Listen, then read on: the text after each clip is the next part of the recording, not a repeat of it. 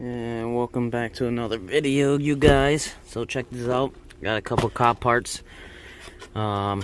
Today we are going to attempt to switch out the short shifter. So I bought a short shifter through Cobb. I also bought all these polyurethane bushes.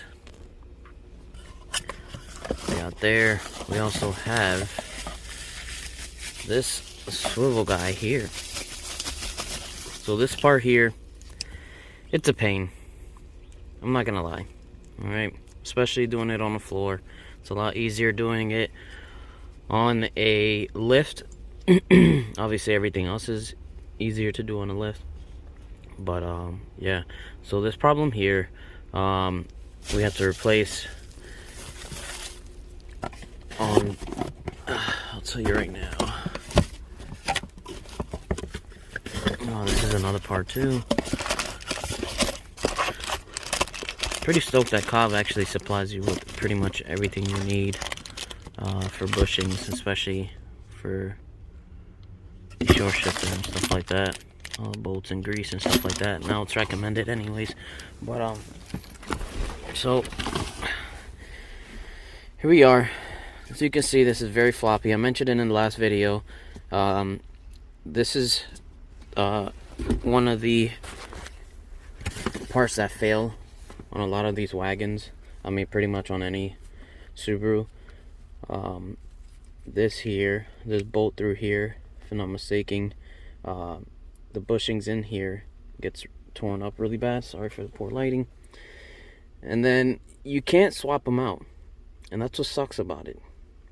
Alright, so you can see here, there's no nut, no bolt through that. So you have to replace the whole part. This isn't a Subaru OEM part. This is an aftermarket part.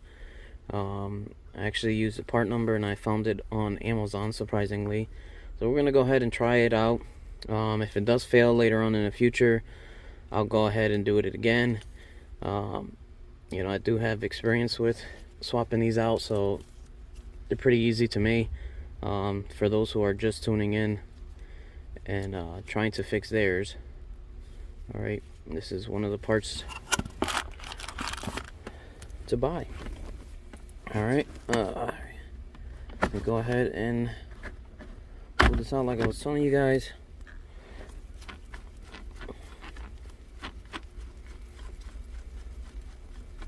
I'll take the shift knob off. Alright. Remember, there is a plug back here.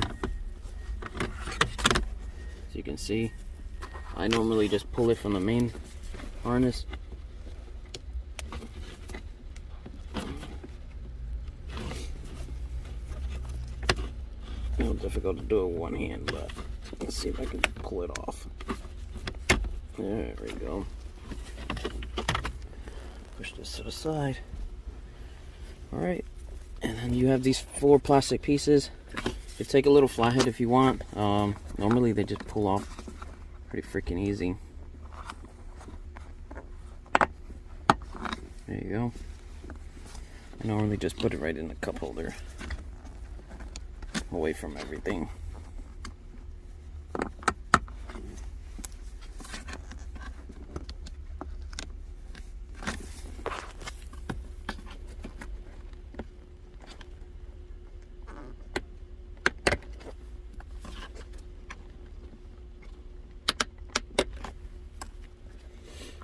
Pull that bolt up.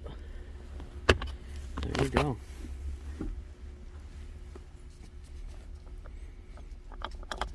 This is what I deal with. You can never tell if you're in first, second, or third, or even in neutral because of that part. I don't know why it does it, but it fails over time. I noticed also too when I was swapping out the shift boot that I had a cartboy short shifter.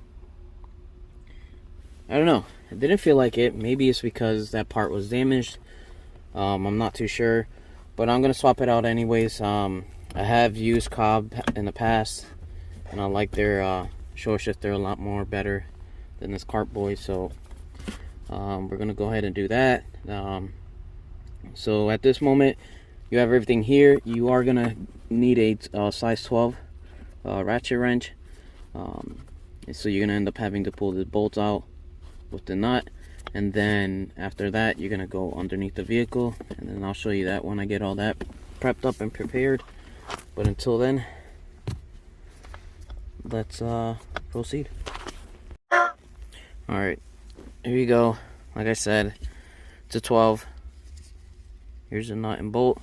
Oh, this here that I have in my hand, be careful not to lose it. Sometimes, I'm not sure, I know Cobb doesn't have it when you buy the shore shifter, but the factory OEM shifter has these two bushings on the side and this metal insert that goes in between, like this here. So what you do is just pull it off on one side once you get the nut and bolt out, and then pull this one off on the other side. Again, do not lose this because you're going to end up reusing it. Now I think, don't quote me, Cartboy does have this together with the kit. Kind of sucks and unfortunate that Cobb doesn't, but hey, what can we do, right? Whatever floats your boat. It is a good product, so I want to thank Cobb for going ahead and sending the shore shifter out, like I said, and everything else with it. Alright, so let's get to it. Alright, as you can see, have the vehicle lifted. Alright, there goes my Forester. It's got a little damage on the doors from a little scuff, but it's alright. Other than that, no rust whatsoever at all. Really clean inside and out.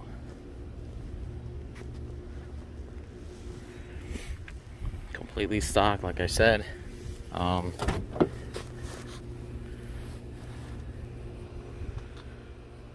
you go.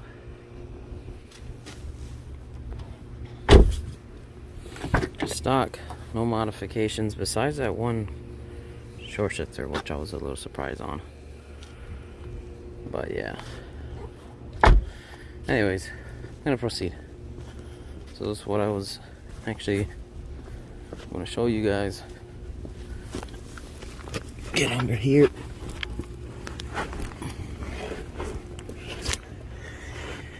As you can see, here is the shifter, shift linkage and everything else. And that part there is the one I was talking about. That's a pain in the ass to get to at times. It's not that bad. So there is surface rust, which is not too bad. I'm trying to get this light facing us so I can show you exactly what I mean by that part that's always failing on the Subarus. Let's see if I can go ahead and so I can show you.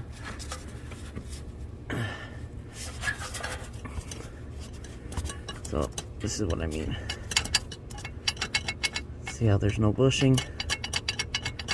All torn apart. So that's what fails on there.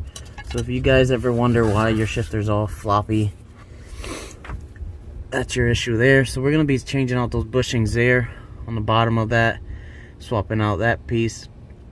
Also swapping out the bushing towards the firewall, which is right there, and that bracket. So I don't know if you notice, right underneath the shore shifter there's a clip there. Alright, so that clip there has to come off in order for the shifter to pop out from its home, and then once that's off, then we can go ahead and proceed and start replacing that part there. So I'm gonna go ahead and drop the phone one more time and start getting this loose. Forgot to also mention to you guys, See that share? I believe it's called a share pin. Oh, straight pin actually. Subaru sells them. I have one brand new from Subaru manufactured. The dealership, sorry. Go ahead and show you exactly what I'm talking about. There you go. Here's the part number. Well, this is pretty much what it is. I like to replace them. You can use the same one. That one looks pretty good still, so I might end up reusing that one and keeping this for the future, because you never know. Alright. Oh, there's a nice little leak there. I did just get the vehicle. I wish I could show you a better view of everything underneath the car. But I'll get back to the video. Alright, that pin that I was talking about, or clip, as you can see, this is what I was talking about. It's a simple little tool bought at Harbor Freight. It's been working out pretty well. Well, pretty much, yeah. Once it's on there, as you can see, you don't mind, I'm doing this once again with one hand, but they go here. Alright, and you just spread it out like so, and there you go. Alright, you see, I already popped it out, but once that clip is out, then you're able to pull out that shifter. So now I'm gonna go ahead and start messing with this here. I'm gonna start with this 12 here, get this 12 going, and then once I have this out of the way, I can go ahead and try to punch that out with a hammer and flathead. If you got some punchers, that'll work out too. So once I get all this sorted out and taken off, then I'll go ahead and pick up the camera once again and show you the end result. So, here we go. And I'll go ahead and pull this one off at the same time too. Might as well give me more room. Alright. Alright. Back to square one once again. As you can see, took it off. Give me a little bit of a hassle, only because these pins here weren't coming out, weren't being too friendly, so I had to beat the crap out of it. This is pretty much all the punchers you would need to go ahead and do the job. I went ahead and took it all out. As you can see here, here's the bolt, and here's the part that we're going to be replacing. So yeah, let me show you the difference up on the top and go from there. Alright guys, so got all the parts out of here. I'm gonna go ahead and clean this up inside so I can go ahead and insert these bushings here. They provide you with grease too, so you want to use that. Also, once again, here's the part that we're gonna be replacing. So you can see the difference here. Bushings are completely torn out of here. And this is what causes all that play on the shifter there. So we're going to be replacing that there, and this bushing here as well. So this essentially goes back here and holds everything. That's why they provide you these spacers and the bolts there, because pretty much this is the old bolts. If you look here, this is the old one that actually goes and mounts on the frame, and these are the old bushings that were here. So we're going to be replacing all that right now, and when I pick up the camera once again, I'll go ahead and show you all the end results and go from there. Alright guys, quick little glance. As you can see, everything's installed. Looking good.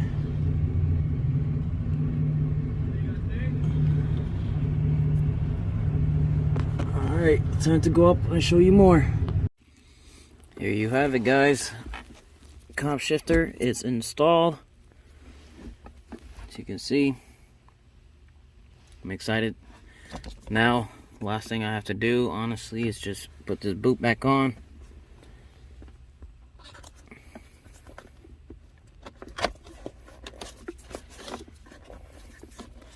Oh, make sure when you install this shore shifter, right? Always make sure the cob shifter is facing forward, alright? And if you can see down here, which I forgot to record, these nuts here, you're gonna loosen up this one and this one here, and what you're gonna do is extend this. It has a line on the shaft here where the ball is, has a line up here. So what you're gonna do is loosen these two up, lift it up into the line, and then you're gonna tighten this one down and this one down. Alright, and then if you want the stick to go shorter, you'll be able to shove this down by loosening this top one up here. Then you bring it down. My personal preference, I like it this way. I did put this shorter, but you do want to be able to extend this one up to the line just so you're able to shift gears. I believe it's the same thing with the 2004 WRXs and 05s, and I think from 02 to 05 if I'm not mistaken. Same with the Forsters. Alright, just so you're able to shift into gears. Alright, because if you forget to lift this up, you will end up with a problem, and you're gonna end up thinking that you probably installed something wrong underneath it when you went to go change all the bushings like I did. Alright, so just remember that. Other than that, we'll go ahead and get everything together, and then we'll get back to this clip.